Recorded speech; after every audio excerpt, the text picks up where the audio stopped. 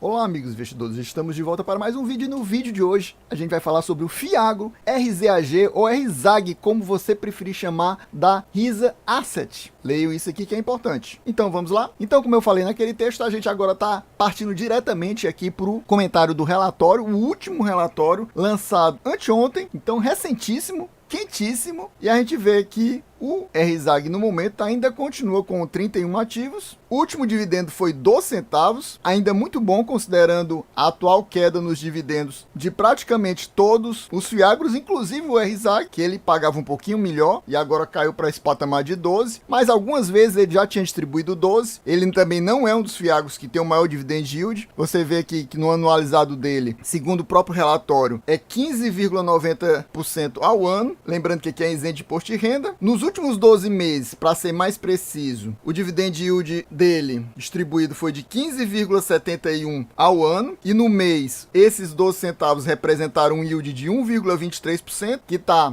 nessa nova média, digamos assim, porque antigamente os Fiagros distribuíam na faixa de 1,30 em média, e 1,23 agora é o novo normal, digamos assim. No momento que eu estou fazendo esse vídeo, o valor da cota está R$ 9,39. Isso indica, em relação ao valor patrimonial da cota, que é 9,59, que o P sobre VP dele é 0,98, ou seja, ele está com desconto de 2%. Lembrando que ele aqui não tem nenhum problema, pelo menos que a gente saiba, diferentemente do Vigia, por exemplo, e de vários outros Fiagros que estão tendo algum tipo de problema, como o CPTR, por exemplo, e inclusive até o RURA 11, ele não tem nenhum problema identificado, e mesmo assim ele está com esse desconto de 2%, indicando que aqui pode ser um bom momento de comprar, porque ele está mais barato, abaixo do valor patrimonial. Mas lembrando que a gente aqui não faz recomendação nem de venda nem de compra de nenhum fundo imobiliário, nenhum Fiagro, nenhuma ação, inclusive do RZAG. E a gente vê que ele está com um patrimônio de 107,42% alocado, ou seja, ele está com uma alavancagem de 7,42%, e todos os ativos deles, que são CRAs, são indexados ao CDI. Ou seja, essa queda da Selic que começou em agosto e continuou em setembro e aumentou, digamos assim, em outubro, afeta os rendimentos do fundo. Provavelmente nesse mês de outubro aí, indica que teve uma queda de 1% no valor do CDI. Até por isso que o rendimento caiu. E a partir do próximo mês, provavelmente já vem a queda avançada em 1,5 ponto percentual. A gente vê que ele tem um bom número de investidores, 81 mil. Ele é um dos Fiagros que já está batendo 2 anos na bolsa. Aqui não fala, né?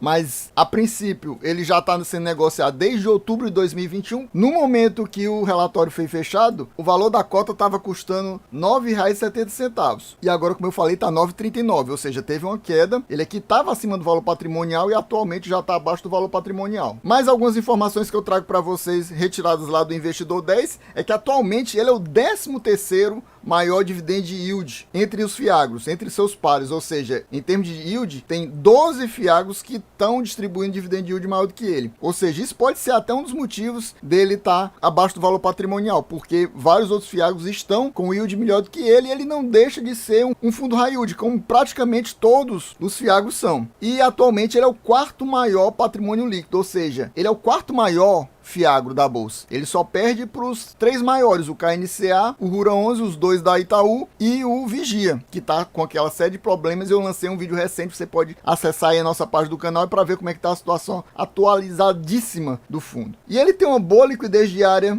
atualmente, ou seja, é muito fácil vender e comprar cotas do fundo, que ele está negociando cerca de 2.330.000 por dia. Vimos aqui para a DRE do fundo, só mostrando esse detalhe aqui, ó, que ele pagou 12 centavos e que no mês passado a cota dele variou entre R$ 9,82 e R$ 9,70. Fechou o mês a 9,70. Isso mostra uma queda, né, uma variação negativa de 1,22% do fundo, mas agora já está mais baixo, como eu falei, está 9,39. Então ele desvalorizou mais ainda, tanto que ele ficou abaixo do valor patrimonial. E essa DRE dele, apesar de não ser a ideal para mim, o ideal é que seja mostrando pelo menos os últimos 6 meses, mas o ideal mesmo é 12 meses, ele mostra os últimos 3 meses, agosto, setembro e outubro. Lembrando que esse aqui é o relatório de outubro, que se refere aos pagamentos que estão sendo feitos agora em novembro. Você vê que em agosto, que ainda não tinha sido afetado pela queda do CDI, da Selic, no caso, que afetou o CDI, a receita total foi de 10 milhões e 54 mil. E atualmente, no mês de outubro, 9 milhões e 23 mil. Você vê que total de despesa, que a taxa de administração, taxa de performance, é basicamente o mesmo, né? Não muda quase nada. E no final, o resultado do fundo foi, claro, maior em agosto, tanto que a receita tinha sido maior, e no final das contas, o de outubro foi o menor rendimento aqui, o menor resultado, o menor lucro nos últimos 3 meses. E você vê que, de qualquer forma, a distribuição dos rendimentos não é tão grande a variação. Aqui foi quase 14 centavos e eles distribuíram 13 centavos e meio. Aqui foi quase 12 centavos e meio e eles distribuíram 12 centavos e meio. E aqui foi exatamente 12 centavos e eles distribuíram 12 centavos. Daqui para cá teve uma queda de 1 centavo, basicamente, e daqui para cá apenas meio centavo. Lembrando que esse rendimento aqui já perdeu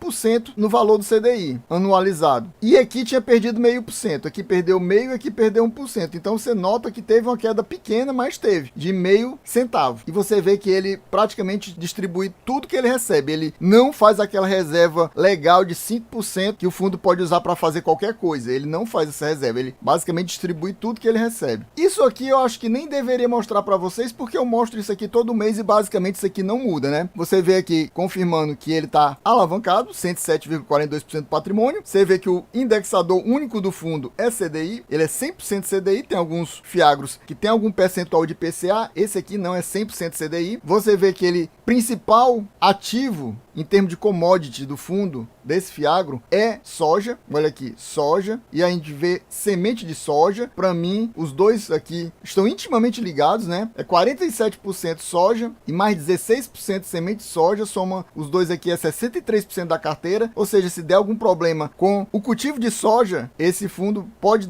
chegar a dar prejuízo. Vimos aqui as perspectivas, basicamente é o comentário do gestor em relação ao mês. A gente vê que não mudou muita coisa em relação ao mês passado. Quem viu o vídeo do mês passado, eu já coloquei aqui em cima um cardzinho falando para vocês, mostrando para vocês esses comentários do mês passado e praticamente não mudou nada. Ele fala sobre essa perspectiva aqui macroeconômica da mudança das taxas de juros e aí ele vem falar que ele adquiriu 50 milhões no mês de outubro, mas eu tenho quase certeza que ele tinha falado sobre isso aqui no mês de setembro. Eu acho que ele falou assim, vamos fechar no mês de outubro, mas já tinha avisado que ia acontecer isso aqui. Ele adquiriu 50 milhões em um CRA da Unigel e aí ele fala o que é a Unigel aqui, se quem quiser ler, dá uma lida. E ele fala também que a Unigel é uma empresa que possui um relacionamento de longa data com a gestora do fundo. Essa foi a única movimentação na carteira que eles comentam aqui. Você vê que não está tendo nenhum tipo de problema, por exemplo, com pagamentos. Como ele não fala nada, a gente considera que está todo mundo adimplente. E aqui a gente vem para a carteira do fundo. Ele tem 30 ativos, né? Como a gente já viu. Olha aqui tem a primeira parte, 20 ativos, todos CRAs. Eu já falei sobre essa questão dos principais devedores, tem um vídeo aqui também no canal falando sobre isso. Você vê que os principais devedores são a Atafona e a KPS. Eu já falei sobre isso, não vou falar novamente, mas se você quiser ver, você faz aqui a soma aqui do lado. O indexador, a gente já sabe que é tudo CDI, você vê as taxas aqui do lado, você vê o percentual atrelado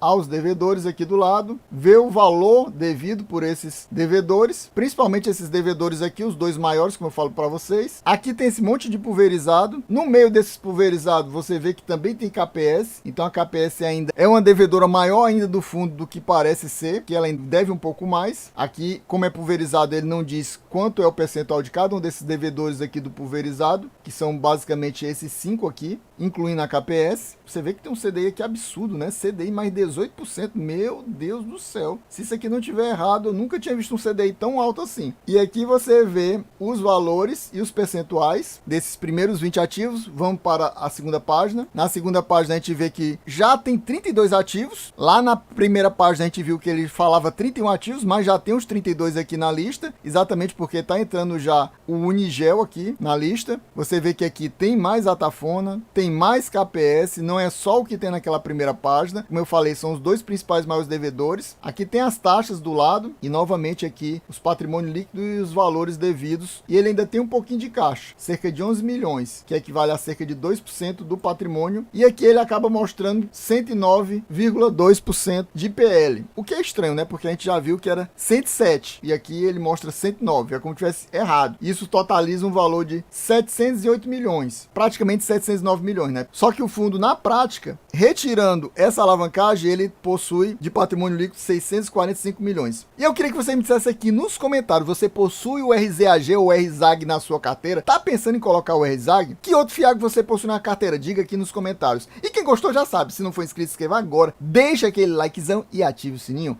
É isso aí, valeu, até a próxima e...